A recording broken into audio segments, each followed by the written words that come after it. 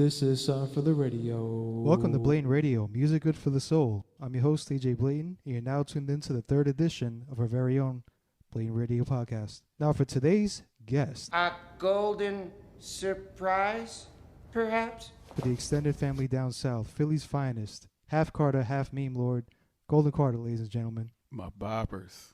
It's an honor and a pleasure to be here today, man. Thanks for having me. So how was the drive up, sir? Oh, it was beautiful. Shout out to the Garden State Parkway. And all the builders. Yes, no consequences, no repercussions. And toes are cheap. Definitely more pleasant than the last time you came up here. What was it, about 3 months ago? Do you remember? No, it's actually 2 months, maybe if that. Wow. BLTN definitely doesn't have a good concept of time, y'all. But that was a little bit murderous of a journey, right? I think that was like 3 hours and change. George Washington, First president. and the Deegan. Last bridge you want to go over. Who the hell came up with the Deegan Expressway? Those are interesting questions here for today's podcast. So indeed, Golden Carter is, I believe that's your government. Is this true? Yeah, so for anybody who doesn't know, I'm a junior.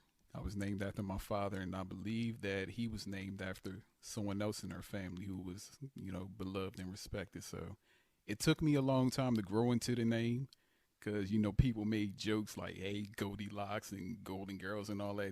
The jokes just became redundant. It was like, shut the hell up. Kids are brutal, Yeah, but I've grown into the name, and like I said, it's a legacy. It's more about legacy, that Golden Carter name. So I'm definitely proud to uphold that.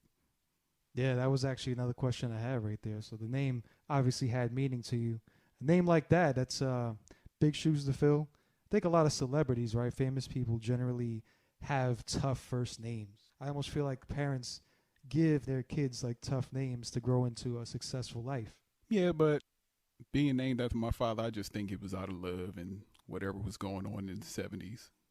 Word. I can't knock my mom for that, but like I said, I'm all about carrying on that legacy. I'm proud of the Carter name. Full of gold indeed. Yeah.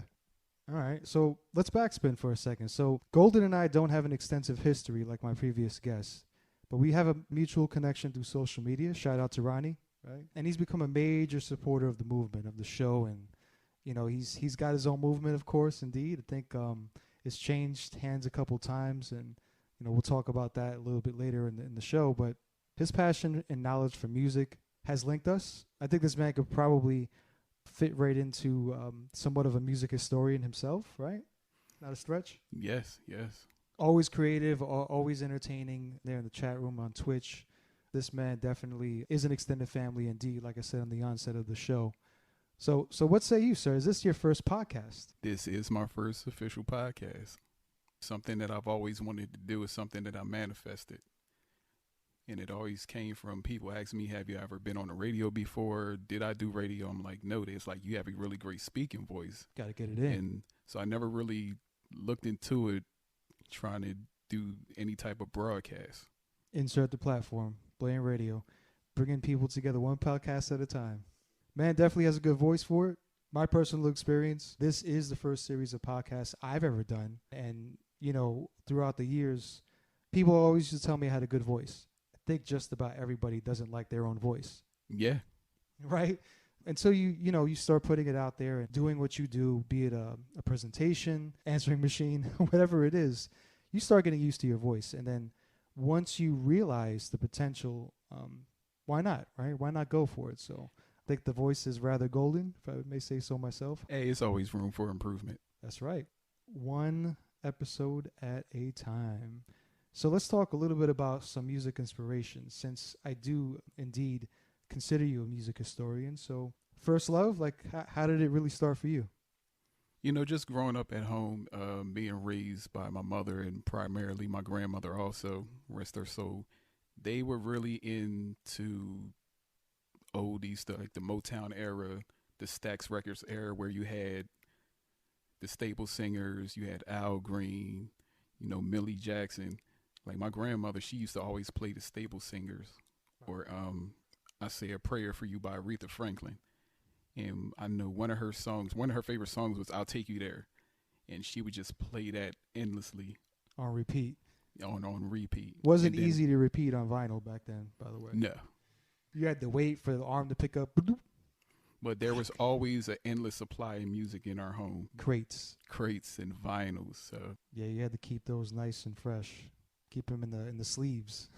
I think it was definitely beneficial growing up with an old soul. No doubt that era is very special and dear in my heart as well. I think you touched on the Motown era. Shout out Berry Gordy and his movement and everything he did in the early 60s. Yeah, I actually didn't even know. Shout out to Citro. I didn't know that Rick James, rest in peace, had a very early inspiration with Motown. Actually, probably, I think it was 66, 67. Oh, wow. Yeah, I didn't even that know was that. very surprising. You almost don't see that connection. Although we came back to Motown later in his career for the Rick James that we know today, of course. Changed their whole sound, indeed. Yeah, so, I mean, your roots were very early, definitely a lot earlier than mine.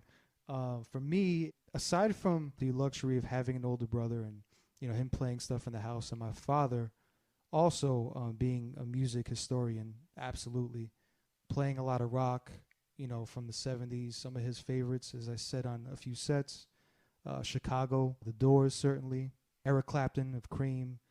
But growing up in the 80s, I heard all this stuff and my ear was basically tuned to it, but then hip-hop really was my first love. That's when I can honestly say that, not that I purchased my own stuff, because, you ain't purchasing an album at 10 years old, but, I can recall my first bootleg cassette bought in Parkchester. My mom picked up, she picked up two. She picked up the Nice and Smooth and the Damn Thing Changed cassette and the Low End Theory from Tribe Called Quest.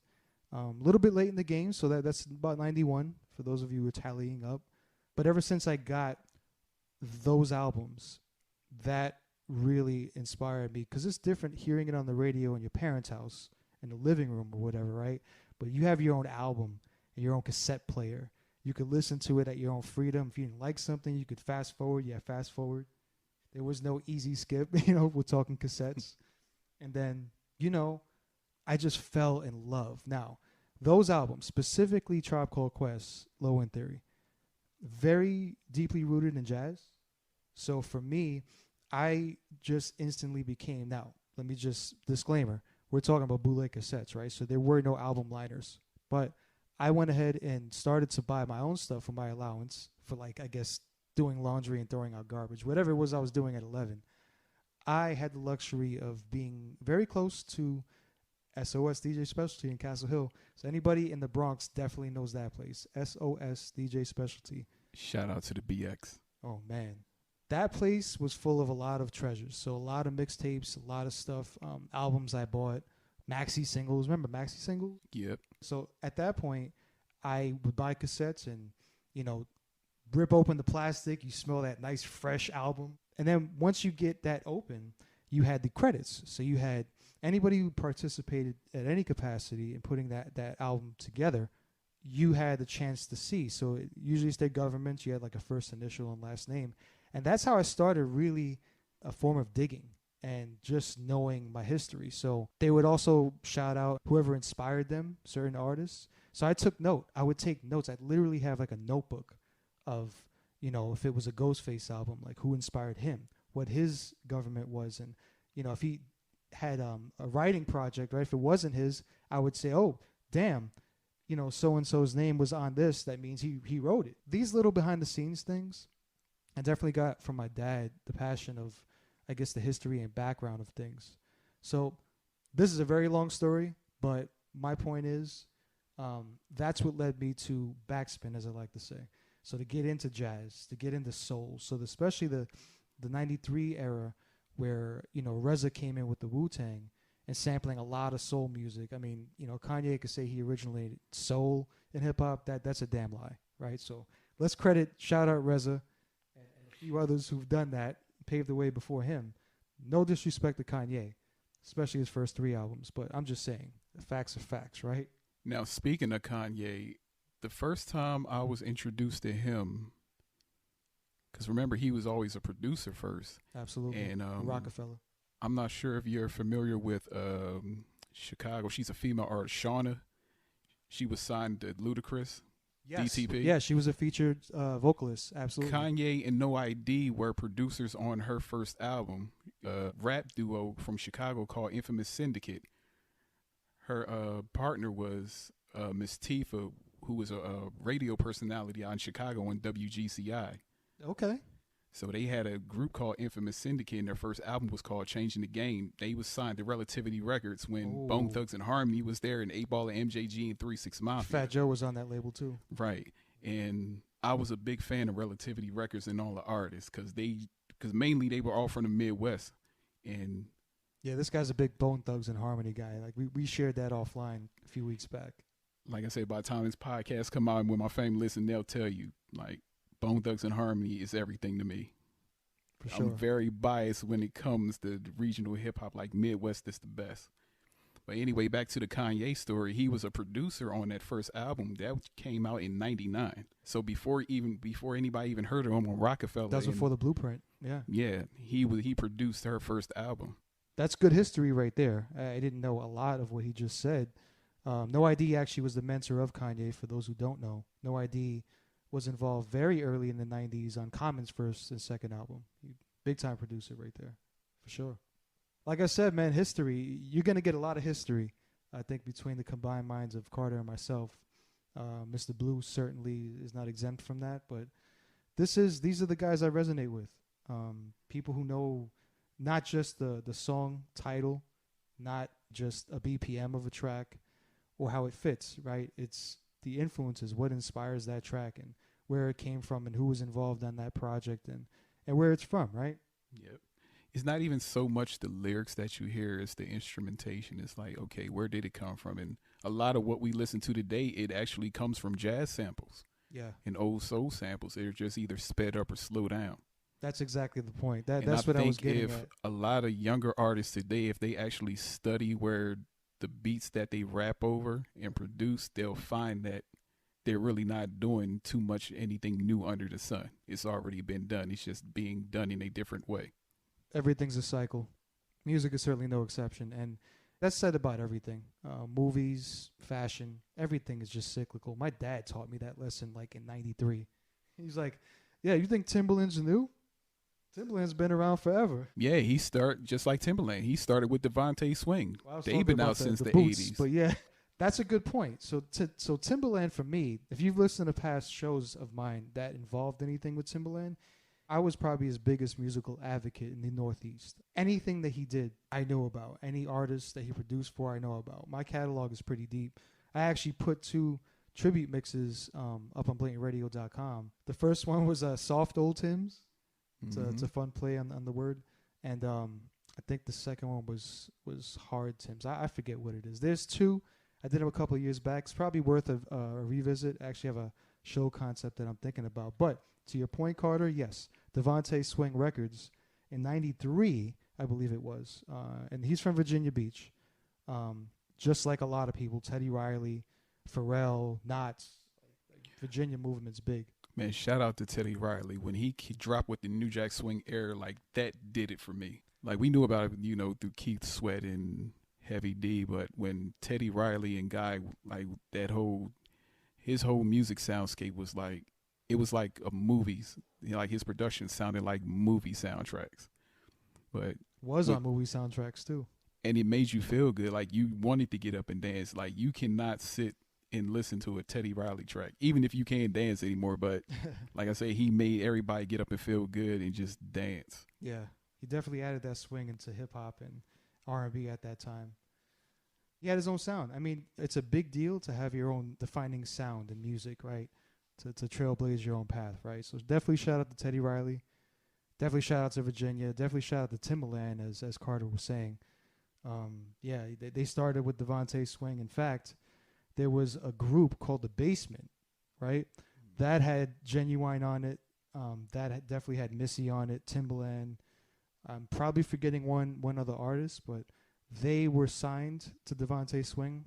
There was a bit of drama that happened that I won't get into on this podcast, but things happen for reasons, right? That drama happened. They left the band, and the rest is history. And I supported that whole Missy, Aaliyah, Timbaland that was a beautiful era. Absolutely. Genuine, like all of that stuff. Especially when my man Genuine dropped. Pony, oh goodness. But the beats though, right? Like the concept, what that guy had going on, adding crickets, babies sounds in the background, yeah. Like nobody did that. Again, trailblazing, having your own sound, something in the Virginia Beach water. I'll tell you. But Timbaland, he actually recorded that, some of those beats, like doing the dice and all that stuff. He did that with his own voice. Yeah. I was like, wow, because I seen a video on YouTube at him actually simulating one of the beats that he did. I'm like, this guy is a freak of nature. Yeah, he would add beatboxing, subtle beatboxing into his beats. Anything that was a supportive element in sound, like he just dropped in tastefully too. Yeah, I love his bass and snare patterns. Like I could spot a Timbaland beat from anywhere. I know my it. Man, absolutely. That's my guy, man. At the time, like in the late 90s when he really took off, when he got down with obviously Jay-Z, when that partnership happened, he really got out there. I mean, not to say that he wasn't out there with Aaliyah's project and Missy's stuff. How about the stuff that Missy and him do? Oh, my goodness. Creativity's through the roof, right? But after he really, really got out there, then he started, like, the comparisons were like, oh, Swiss versus Timbaland. No disrespect to Swiss. It's no comparison. Yeah, I'm with you on that, man. Tim blew his sound out the water, in my opinion. Swiss Beats, I think his production is, I wouldn't say it's like cartoonish, but it kind of puts Casio keyboard. Yeah. When Timbaland come on, you get in the doom snares, like snares drop me wild. It's theatrical. Yes. Right? It's like a theatrical sound that he has. I was so drawn to that. I'm like, man, there's actually a version of what's the track name? So I'm not good. DJ BLTN's not very good with track names, believe it or not. Man, I can't think of that track name. But there's a version of it that is it got scrapped from the album. It's an extended beat of it, and it like goes into this crazy Jurassic Park like sound. I'm like, what the like? I thought Tim was crazy on his earlier work, but then that put it like on a next level. I'll remember that track name, and I'll definitely shout it out in the next podcast. I like that one track, that rare track that you played, Death of a Player. Oh, I was like, wow, I never heard of it. And then he also produced Ludacris' first single, Fat Rabbit. When he was just about to say, Chris Fat Lover Rabbit. down in Atlanta, a DJ. Dun, he produced dun, that. Let me dun, touch dun. it. Let me grab it. Yeah, and you know what? This is like how it comes full circle. We were just talking about soul samples. That has a little soul sample in the background. If you hear like it's like a I have to like listen a vocal. to that again. It's crazy. Yeah. Like so, my ear, the way it's trained, I've always picked apart, even before. So let me step back for a second. I went to the Institute of Audio Research in 2003 here in New York. Shout out to the Village for those of you who know, and that just expanded my ear to like how I really pick up on things. But before that, I always used to hear a track and dissect rhythms. I used to hear, as Carter said, bass line, a snare, a hi-hat, just a random sound in a track. And I'm like, one thing about Tim's sound, his drum patterns were complex. They were complex and they always switched up, and he never really got like lazy on beats. He probably has ADHD. I think I joked about that on the set. But like, it was amazing. And like I used to memorize his drum patterns and stuff, and it was just like almost like a sickness. That's how I actually choose the music that I listen to. It has nothing to do with the lyrics. Like I could care what you're talking about, what you're singing or rapping about. We are cut from the same cloth. Listen to instrumentation. Vocal arrangement, instrumentation. Yes. I'm drawn to that too. Same thing. That's crazy. Like I said, extended family. Yeah, everything is muscle memory for me when it comes to music. And that's like for me, when I first hear a track, it's definitely the beat first and the vocal arrangement and all the stuff that's happening musically. I might get into the lyrics like the third time around. I might not even pay attention to a single lyric until like the third go at it if I like the track enough. I'm more listening to the vocal as a part of the beat. Right. But I really didn't start paying attention to lyrics and cadences and delivery until actually the first, well, not to go too far off track, but the first two CDs that I ever owned was Snoop Dogg's Doggy Style and Bone Thugs and Harmony Creeping on a Come Up. And listening to how Snoop delivered his lyrics and words and then listening to Bone Thugs and Harmony because I like that fast rap, that double, triple time rhyming, what they call it, staccato flow in the syllables. I can pick up on a song with fast lyrics quicker than I can pick up on a slow song. That's crazy. So Northeasterners definitely had a hard time following Bone Thugs and Harmony. I mean, I don't want to speak for all of us, but that was hard for us. And I'm pretty much a loner when it comes to supporting Bone because, like I said, the Northeast they're not into it. They don't understand it. But I mean, I've always kind of went to the left of what everybody else was into anyway. But when Bone Thugs and Harmony dropped and they came with that triple time flow, I was like, man, what the hell is this?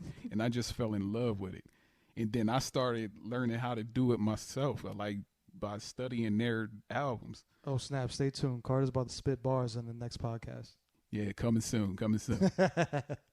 So let's switch gears for a second, bro. Let's talk about the Chateau Carter thing that you started up. People want to know what's this Chateau Carter movement and what inspired it? That pretty much came off a whim, I want to say in mid to late March. It's kind of a play off of the word chateau, which is like home or castle, and then Carter being my last name. And then it was also celebrating a milestone recently of me and my wife purchasing our first home. So he's like, okay, we have a house now, let's call it something. So I was thinking, okay, Chateau Carter, it's our chateau, because everybody know your home is your sanctuary, it's your everything. It is. That's beautiful. And then I wanted to do something to represent that. Right. And I was like, you know what? I like T-shirts. I like logos. I was like, let me go with Chateau Carter because this actually not my first time going into, designing and fashion. Yeah. About 20 years ago, me and my oldest brother, shout out to my brother Mike, me and him used to sell T-shirts in nursing scrubs, medical uniforms. Really? And we used to hand paint them with the 3D paint, and we used to sell them. Because back in Philly, there was I don't know if it was Philly-based, but it was a clothing line out in the early 2000s called Mesquite. I don't know if you ever heard of them. I did not, no. Well, Mesquite, that designer used to take, like I said, the 3D paints and hand paints, and he used to put fingerprints and stuff on the clothes. Probably seen it. Again, yeah. I'm bad with names. Yeah, it was pretty much just everyday clothes, just with paint designs all over them. And we did it ourselves, and we used to sell them at, vending events. And it worked for a while, but like I said, fashion changes so rapidly. Yeah. So that was the first time I had dipped into fashion. And then around probably late 2011, early 2012, I tried to do hats. I actually had a logo for those hats, but it actually resembled a well-known brand, an established brand. So to avoid that, copyright infringement, I just scrapped it. And I was like, I was discouraged for a while. So I was with the Chateau Carter. I'm like, let me just study a little more and just try to come up with something more original. So and it holds meaning. It actually holds pretty good meaning. That's dope, man. So y'all heard it. Y'all heard it here first. Man is a meme lord. Man is a designer. Oh, the memes. Let's get into that. Let's indeed get into that. So once again, half Carter, half meme lord. Well, that all started with Instagram. I first started using Instagram, I want to say like 2010, 2011. I didn't know what it was.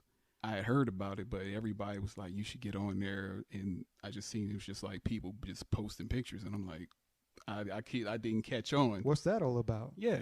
So then I started, looking what everybody else was doing.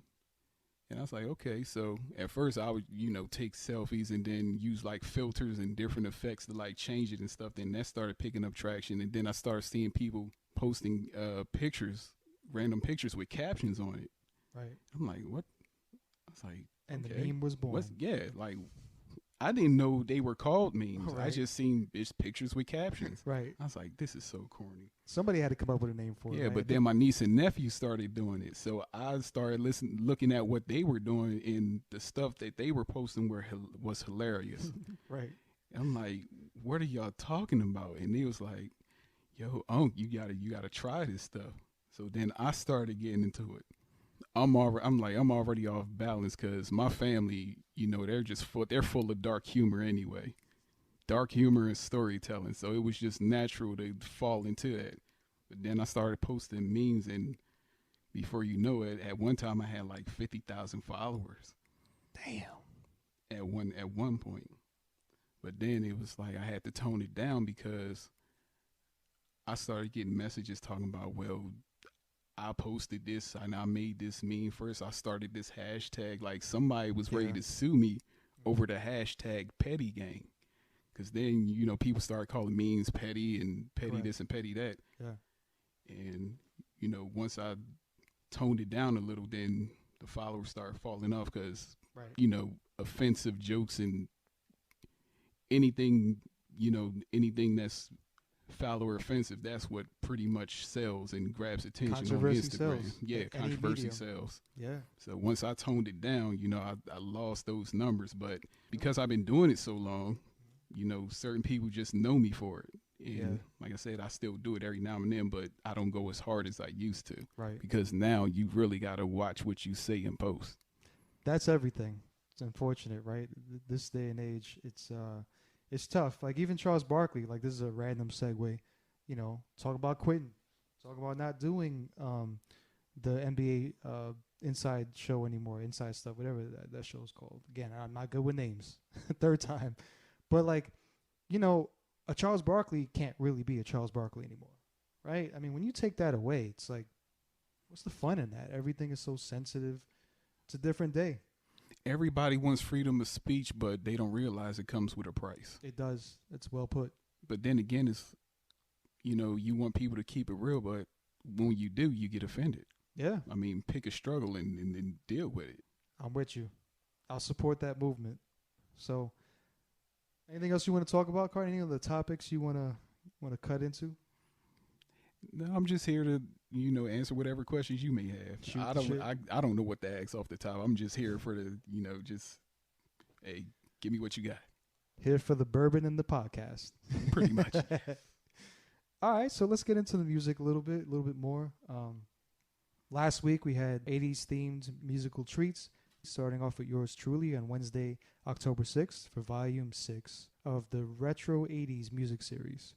That be modern tracks with those good 80s synthy vibes.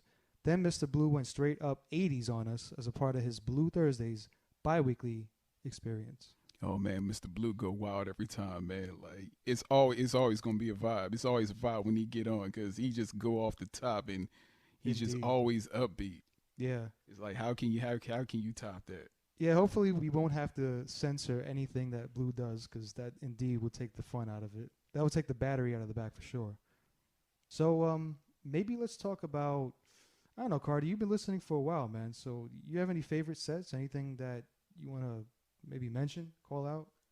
Well, going back to how I became, you know, jumped on the blatant train. I believe it was one of the Sade sets that you had posted last year. That's close to the heart. Because Ronnie bro. had put me on it. She asked me did I like Sade. I'm like, who don't love Sade? Word. Even though I know Sade is the group and you know she's the lead She's singer, the lead vocalist. Yep. It was one of those half sets. Of her middle name, by the way. Yeah, it was one of those sets. And then what really made me become a fan was one song that you played. It was 8 Mountains by Lupa Gang Gang Quartet. I think I messaged you and I asked you, I was like, what's the name of that song? And from there, because what I do is if I'm logged on Blatant Radio Live, I usually look at the music player to see the title. Yeah. And what I do is I screenshot the songs that I want to hear and play back. I want to see a screenshot list. Because I don't keep it, but I'm always looking for something to take from each set that you play. Yeah, I'm definitely curious to know what resonated with you. And you definitely tell me, but yeah, shout out to Lupa Gang Gang Quartet. They're from Belgium. That's the funny story about that, real quick one. So I went to visit Belgium and Berlin. Wow, this was 2 months before the pandemic hit, so January of 2020.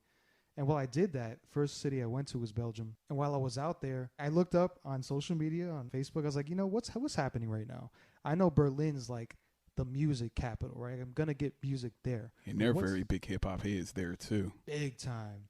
But don't sleep on Belgium, man. Don't sleep on Brussels.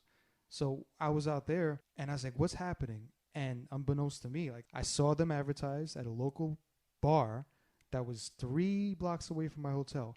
Literally went there, no expectation. I just had nothing to do. That was the first night I landed, so I was all jet lagged or whatever. I was like, let me just go there and see what's up. They killed it. They were like some local band, like teenagers. And dude, I was blown away. I was like, yep, if this Blatant Radio thing takes off, I'm definitely going to support their stuff. So that was an honorable mention. It just blows my mind that artists or singers from foreign countries just seem to have a lot more soul than the American artists. Right? Would you agree if I said that I think it's because their way of life is more simpler? It's like they really take so very seriously in perfecting their music.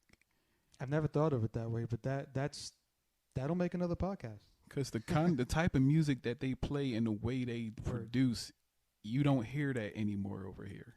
You just don't. That part I will agree with. Like, you know, I always promote Hiatus Coyote. That's one of my personal favorites. They're from Australia. Napalm, I Melbourne. love you. Napalm, lead singer, yes.